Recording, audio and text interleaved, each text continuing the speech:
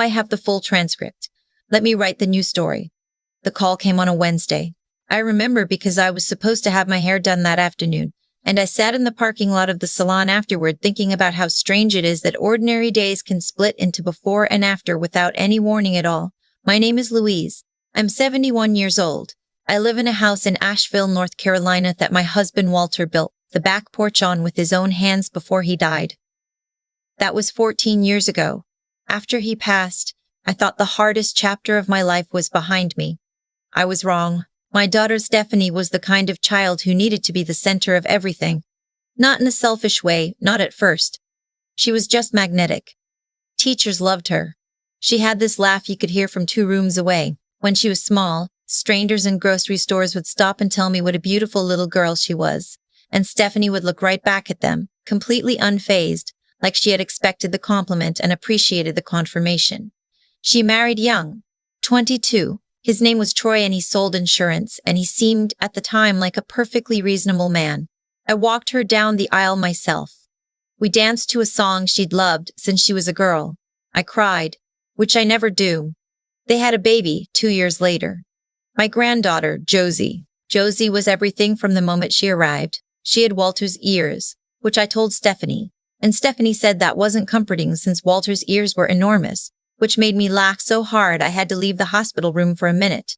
Troy left when Josie was 4, cleaned out their joint account, left a note on the kitchen counter, gone by the time Stephanie came home from picking Josie up from preschool. The note said something about needing to find himself. I drove over that evening and found Stephanie sitting at the kitchen table with Josie asleep on her lap, and the note still in her hand. She didn't cry. That scared me more than if she had. What followed was 2 years of what I can only describe as watching my daughter dissolve. She started missing shifts at the dental office where she worked as a hygienist. I stepped in more with Josie, picking her up from kindergarten, keeping her at my house on weekends, taking her to school when Stephanie couldn't get out of bed. Stephanie saw a therapist for a while. She tried medication. She would get better, then worse, then a little better again. We were managing, barely but managing. Then she met Ray. She called me one Sunday to tell me about him. He was in construction, she said. He had his own crew. He was tall and funny, and he wasn't scared off by the fact that she had a kid, which she said like that was the highest possible recommendation a man could receive. I said, bring him by sometime. She said she would. She sounded lighter than she had in months. He came to Thanksgiving. He was perfectly pleasant, helped clear dishes, made Josie laugh by balancing a spoon on his nose. He shook my hand when he left and told me dinner was wonderful, and I thought, okay. Maybe this is okay. The first sign was small. I was visiting on a Saturday when Josie was 6, and I heard Ray tell Stephanie from the other room that she put too much salt in the soup. The way he said it wasn't angry, exactly. It was patient. Deliberate. Like he was explaining something to someone slow. Stephanie apologized 3 times. 3 times for soup. I noticed it because I'd been married to a good man for 30 years. Walter never once spoke to me that way. I tried to bring it up with Stephanie the next week. She looked at me with that careful practice smile she'd started wearing around that time. Mom, you're reading into things. He's a perfectionist. It's actually a good quality in someone in construction. I let it go. I shouldn't have. Over the next year, Josie changed. She was a talker by nature, bright and opinionated. Always had been. She started going quiet. She'd come to my house on weekends and sit on the back porch watching the yard with this look in her eyes that was too old for a 7-year-old. I'd ask how things were at home and she'd say, fine, real careful, like she practiced the word. One afternoon, I found a bruise on her upper arm, purple and shaped wrong for running into something. I asked her what happened. She said she fell at recess. She said it fast, without looking at me. The way a child says something she's been told to say. I called Stephanie that night. She told me I was overreacting. She told me Josie was clumsy. She told me Ray was wonderful with her, and I needed to stop looking for problems that didn't exist. I am a retired elementary school teacher. I spent 31 years with children. I know what fear looks like on a child's face. The next time I visited, Ray was there, sitting at the kitchen table with his coffee, watching me with an expression that was perfectly pleasant and absolutely calculated. He had that quality some men have, where everything they do is just slightly too intentional. He offered me coffee, complimented my drive over, smiled at all the right times, and the whole time Stephanie sat very still beside him, not still like she was relaxed, still like she was waiting to see which way a thing would fall. I started stopping by more often. Sometimes they'd answer, sometimes not, car in the driveway, curtains still. I started leaving things on the porch. Casseroles, books I knew Josie liked, some of them disappeared, some didn't. When Josie was 8, Stephanie called me to say they were relocating. Ray had a big project starting in Greenville. A development deal, he might be based there for years. They were going to rent out their place here and get an apartment there. Make a fresh start. Greenville was 2.5 hours away. I drove over the day they were packing. I helped where she'd let me. I pulled her into the kitchen while Ray was carrying boxes to the truck, and I said, "Stephanie, you don't have to go. Whatever's happening, you don't have to follow him anywhere." She looked at me like I'd said something in a foreign language. "Nothing is happening, Mom. He got a great opportunity. We're a family. I need you to respect that." Before I left, I walked up the street and knocked on the door of her neighbor, a woman named Carol, who had always kept an eye on things. I told her I was worried. I gave her my number. She promised she'd call if she ever saw something that concerned her. That was 3.5 years ago. Josie was 8. I drove back to Asheville alone, and the whole way I had this feeling sitting in my chest that I didn't have a word for. Not dread, exactly. Closer to grief, the kind you feel for something you haven't lost yet but can already see slipping. Stephanie's number changed 6 months after they moved. I tried the apartment complex twice, drove down once, knocked on doors. Nobody answered. I talked to a family attorney about grandparent visitation rights in North Carolina. She told me the same thing they all say. Without documented evidence of harm, parental rights take precedence. Courts don't like to intervene in intact households. "Bring me proof," she said. So I waited. Carol called twice. Once to say she'd run into Stephanie at a gas station near Greenville, and she'd seemed okay but thin. Once to say she wasn't sure, but she thought she'd seen Josie getting out of a car, and she looked small, smaller than you'd expect. Neither time was enough for a police report, Carol said. She was sorry. She'd keep watching. I kept a bag packed in my closet the whole time. 3.5 years. Fresh clothes, my car insurance card. The folder was Josie's original birth certificate and the copy I'd made of her social security card when she was born, just in case. The call came on a Wednesday. Carol's voice was shaking so much I almost couldn't understand her at first. She said, "Louise, I know you left me your number. I know you said call me if anything. And I didn't want to call you unless I was sure. I'm sure now." She'd been visiting a friend who lived near a women and children shelter in Greenville. She'd been walking past the intake area and she'd seen a girl come in with 2 staff members. Carol had only met Josie a handful of times, but she said she'd recognize those eyes anywhere. I said, "When?" "This morning. I'm so sorry I didn't call sooner. I had to be sure." I said, "Carol, which shelter?" I said, "Carol, which shelter?" She told me. I already had my bag in my hand. I drove 2.5 hours with the radio off. My mind kept going to Josie at 8 years old, sitting on my back porch looking at the yard with that old expression. I thought about how children decide very early whether the adults around them can be trusted with the truth. I thought about every time I'd asked her how things were and she'd said fine, and what it must have cost her to keep saying fine. The shelter was on the east side of Greenville. Clean, nondescript building. Security door, camera above it, a small sign that didn't advertise what the building was. I pressed the call button. Told the woman who answered that I was there about a child. Said I was her grandmother. Inside, there was a desk and a woman behind it named Sandra. She had kind eyes and the careful manner of someone who's heard a lot of difficult things and taken them seriously.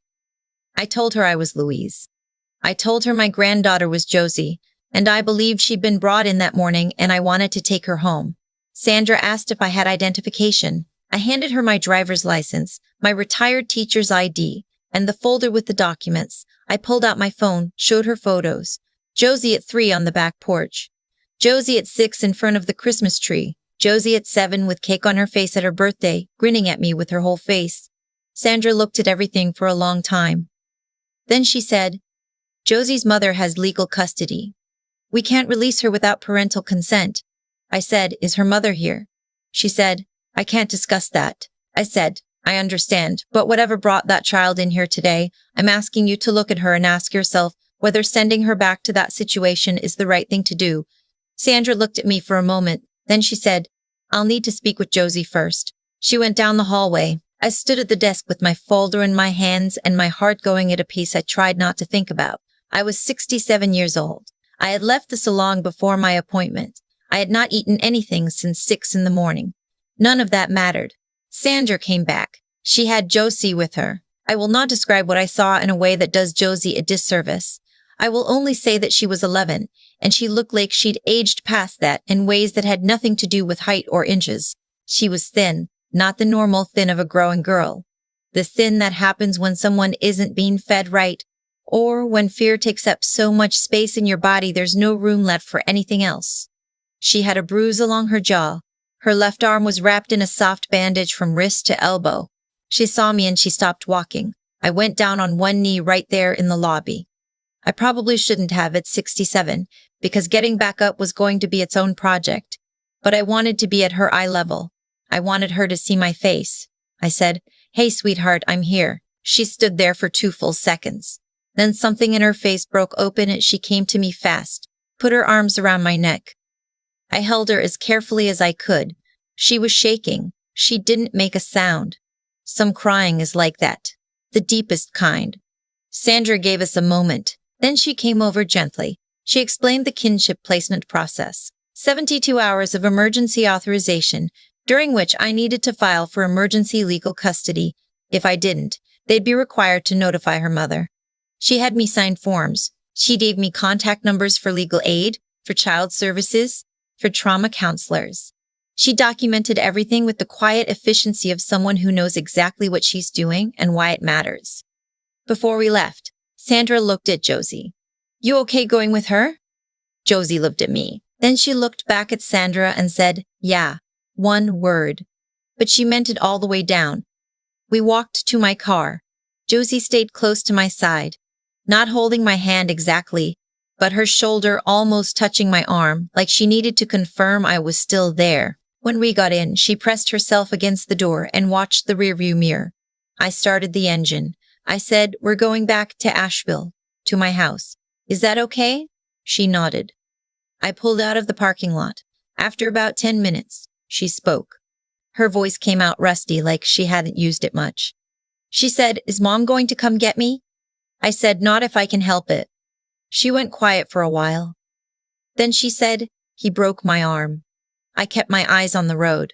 The bandage, I'd assumed that. Suspected it. Hearing her say it was different. I said, "When?" 3 days ago. I said, "Did you go to a doctor?" She shook her head. I said, "Okay, we'll get that looked at first thing." We stopped at an urgent care clinic in Spartanburg on the way back. The doctor who examined Josie was a woman in her 40s, efficient and gentle. She took one look at the arm and sent us for an X-ray.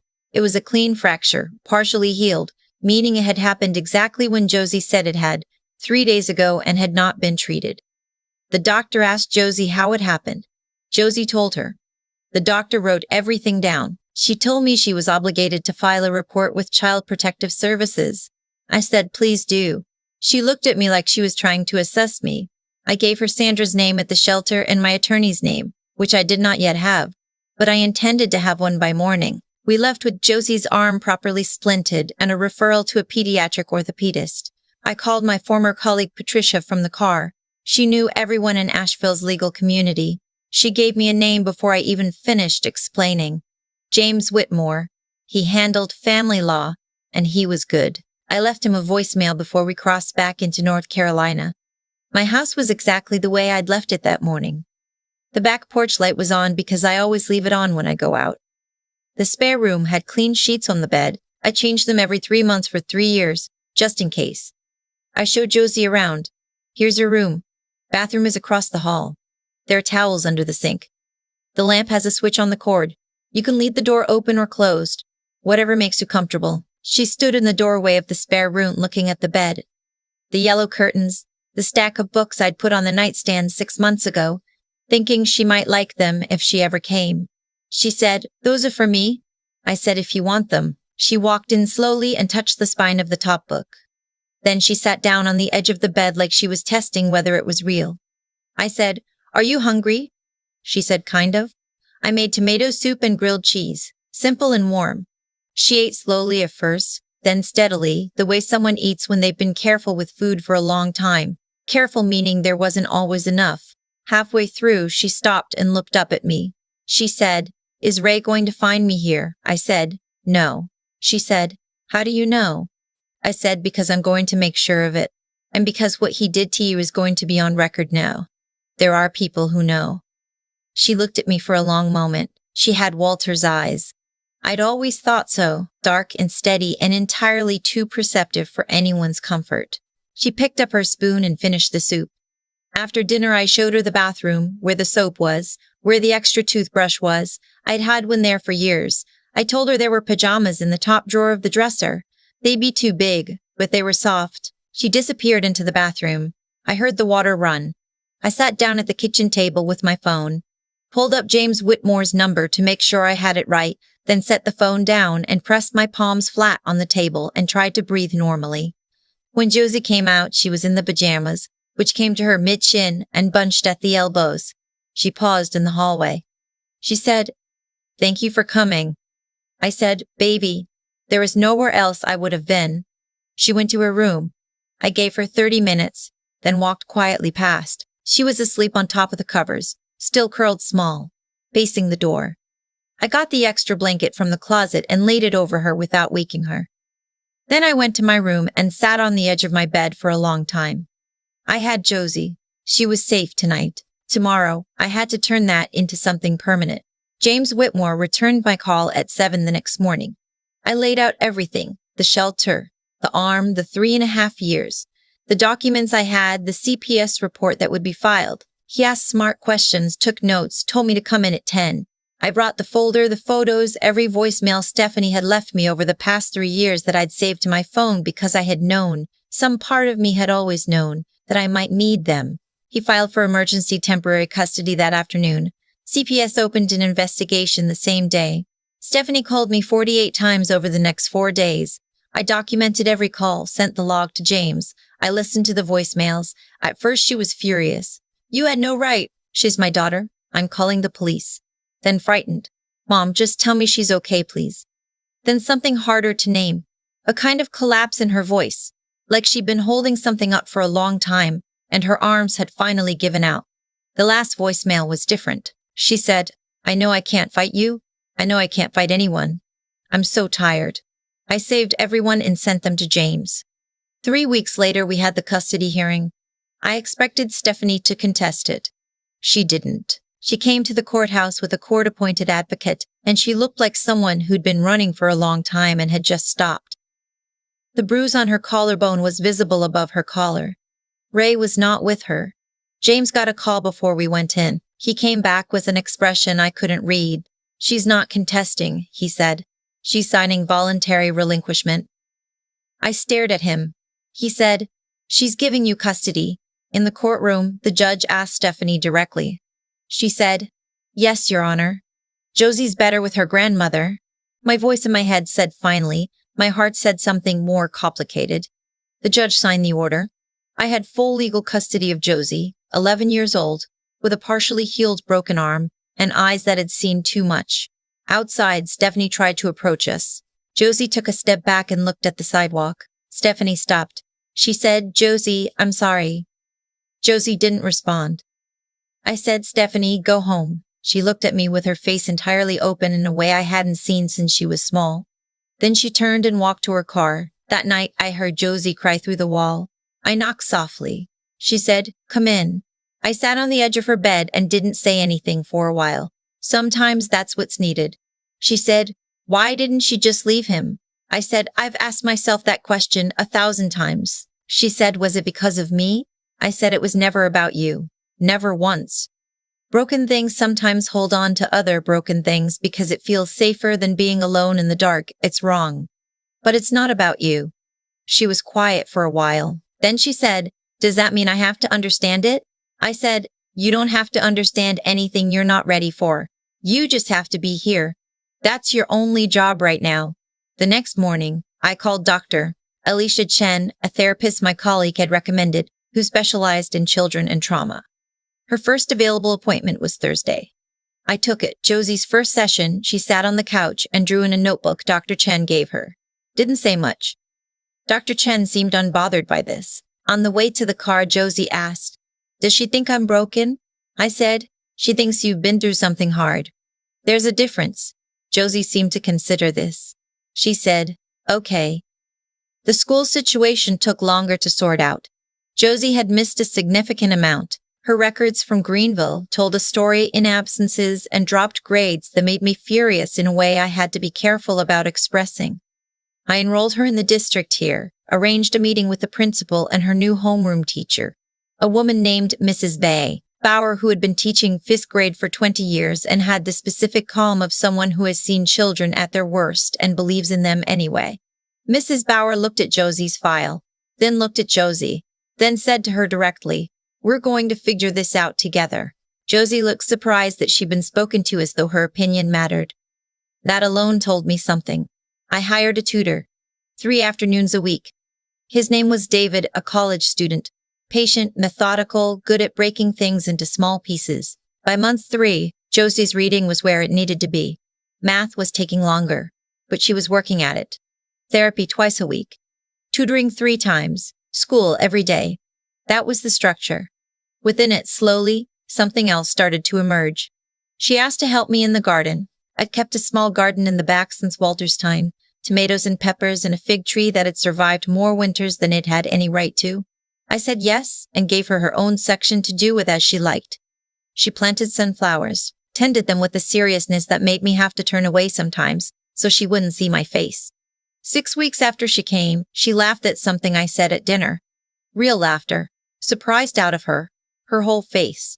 It lasted maybe 3 seconds, but it was real. That night I went to my room and sat on the bed and said thank you to the empty air in the direction I'd always talked to Walter. By spring of her first year, Josie's grades were solid. She had made one friend at school, a quiet girl named Taylor, whose mother was a nurse, and they would walk home together twice a week and sit on the back porch doing homework. I'd bring them snacks and stay out of their way. Josie had a habit of standing at the back fence and looking at the fig tree when she had something on her mind. I learned to wait for her there. One afternoon she came and stood beside me and said, "Do you think she's okay?" I said, "Your mom?" She said, "Yes." I said, "I don't know. I hope so." She said, "I don't hate her." I said, "You don't have to." She said, "I'm also not ready to talk to her." I said, "You never have to do anything on anyone else's timeline, not on mine, not on hers, only yours." She looked at the tree for a while. Then she said, "Okay," and went inside. I held to that conversation for years. Josie finished elementary school, started middle school, then high school. She grew taller, grew quieter in a different way. The kind of quiet that's full rather than empty.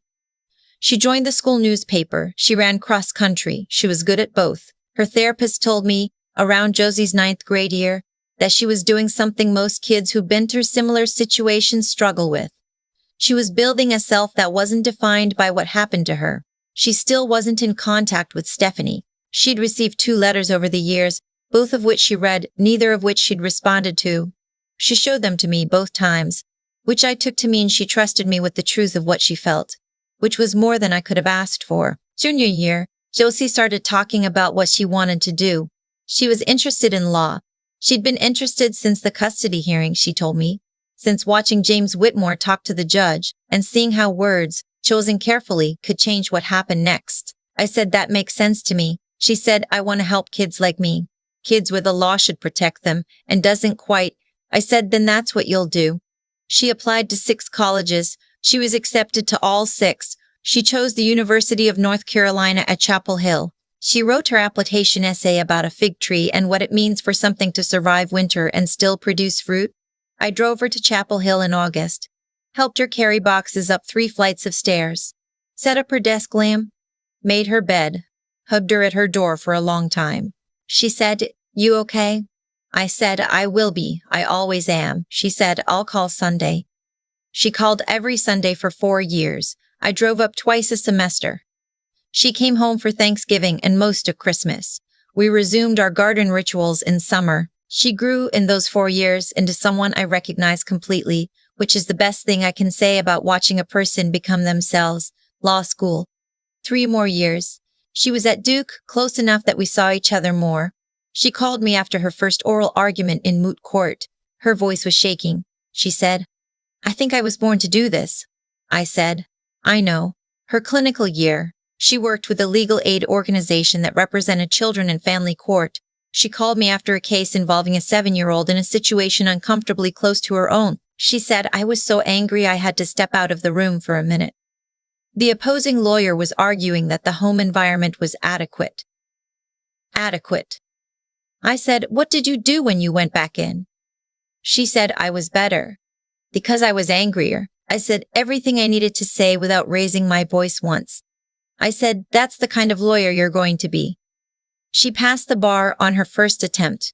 I drove to Raleigh for the swearing-in ceremony and sat in the audience and cried, which I never do. She joined a firm in Asheville, family law and child advocacy. She came home in a real sense, not just geographically. We resumed Sunday dinners. She was competent and serious and funny in the dry way she'd always been, and she was, by every measure I had, okay. More than okay. It was 7 months into her practice when Stephanie came into her life again. Not by choice, not by design. By the kind of accident that makes you wonder whether the word accident is ever accurate. Josie called me on a Friday evening. Her voice was strange, controlled in the way she got when she was working to stay level. She said, "I need to tell you something." I said, "I'm listening." She said, "We got a new case referred today. Domestic violence situation. Woman in her early 50s. Her attorney withdrew because of a conflict. She needs representation at a custody modification hearing in 3 weeks. She's trying to establish contact with an adult child she had limited relationship with." I said, "Okay." Josie said, "Mom, it's Stephanie." I was quiet for a moment. Josie said her file came to me because of my DV background. "No one at the firm knows. She's my mother." I hadn't used her name in any professional context. It was just a referral. I said, "What are you going to do?" Josie was quiet for a long beat. She said, "I don't know yet. I'm calling you first." I said, "What does she need?" Josie said, "From what I can see in the file, she left Ray 2 years ago. She's been in a DV shelter program, then transitional housing. She's been working with a case manager. She's trying to get stable. The custody modification is about her other case, not about me. She has a son from a relationship after Ray. He's 6. The boy's father is contesting her visitation." I said, "Does she know you're at that firm?" She said, "I don't think so." I said, "Josie, what do you want to do?" A long silence. Then she said, "I want to know if she's actually different. I want to know if she's done the work. Because if she has, I can look at this file and make a decision that's about the law and about that little boy, not about me. And if she hasn't, I need to know that too." I said, "That sounds like you already know what you're doing." She said, "I'm terrified." I said, "That's allowed." She took the case. She told me later, that first meeting she sat across a conference table from Stephanie and watched her mother not recognize her for 45 seconds. Stephanie had more gray in her hair. She'd gained some weight back. She sat very straight in her chair, the way people sit when they've learned to hold themselves up and they're not sure yet if they can trust it. When the recognition hit, Stephanie went white. She started to stand up. Josie said, "Don't. Please sit back down." Stephanie sat. Josie said, "I'm going to be straight with you. I can recuse myself from this case. I will if you ask me to, but I want you to know that I've read your file, and if what's in here is accurate, I believe you have a strong case for your son's visitation rights. I'm a good attorney, and I want to help him. Whether I can do that is up to you." Stephanie said, "Why would you help me?" Josie said, "I'm not helping you. I'm helping a 6-year-old boy who deserves to have his mother in his life if his mother is safe and present and doing the work." "Is she?" Stephanie said. "I'm trying to be." Josie said, "Then tell me everything."